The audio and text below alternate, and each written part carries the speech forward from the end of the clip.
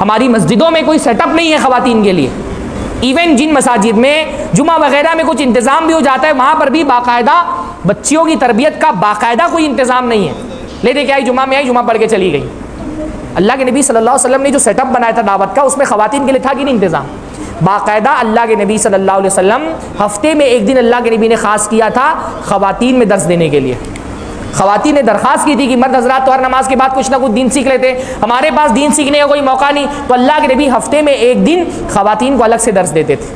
یہ جو چھوٹے چھوٹے دروس ہوتے ہیں گھروں کے, ہاں آپ نے محلے میں اپنے درس رکھ لیا, پڑوس کے 10 لوگوں کو ہی بلا لیا, ہے نا, ان دروس کا جو امپیکٹ ہوتا ہے نا وہ ہماری بڑے بڑے کانفرنسوں سے زیادہ ہوتا ہے. جو چھوٹے چھوٹے دروس ہوتے ہیں گھروں کے اندر نا, محلوں کے اندر, ان کا جو امپیکٹ اور اثر ہوتا ہے وہ بڑی بڑی کانفرنسوں سے زیادہ ہوتا ہے, کیونکہ ان دروس کے ذریعے سے دعوت دین کی ان لوگوں تک پہنچتی ہے جو بڑی کانفرنسوں میں نہیں آتی.